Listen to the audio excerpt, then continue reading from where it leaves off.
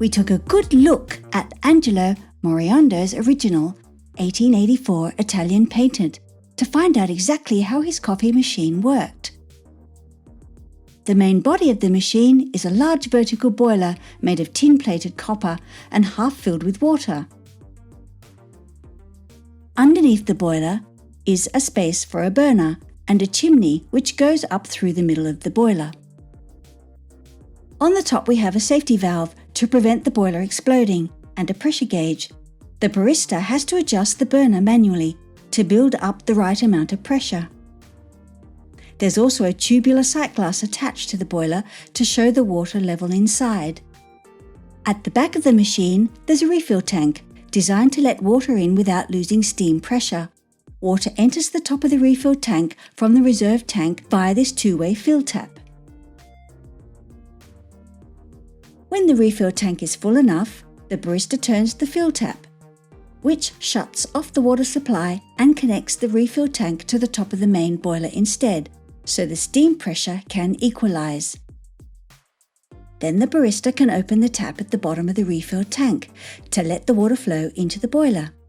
Inside the main boiler, there's another tank that contains the brewing water. It's connected to another sight glass on the front of the machine, so the barista can check the level of water in the brew water tank. There are two separate taps on the front here, which control the flow of water and steam into the brew water tank, and from there into the brewing chamber. The bottom part of the brewing chamber is hinged and can be pulled out from the group head. The barista drops a filter basket filled with ground coffee into the brewing chamber. The barista then slots the brewing chamber back into place and clamps it tight with the large handle on the front of the machine. When everything is ready for brewing and the boiler pressure has built up, the barista turns the main control tap. Turning the tap does two things at the same time. Firstly, it connects the top of the brew water tank to the steam at the top of the boiler via this long tube here. So steam enters the brew water tank and pressurizes the water inside. It also disconnects the brew water tank from the water in the boiler and connects to the brewing chamber instead. The water is pushed out of the brew water tank by steam pressure and heads towards the coffee. However, the brew water is held back by the second tap here. The barista can open this tap to dispense the pressurized brewing water onto the coffee.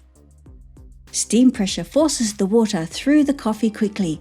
The barista can control how much water is dispensed by watching how far the water level drops in the sight glass on the front of the machine. Once enough water has passed through the coffee, they close the tap. The brewing chamber fills with freshly brewed coffee, which can be dispensed into individual cups via the tap underneath.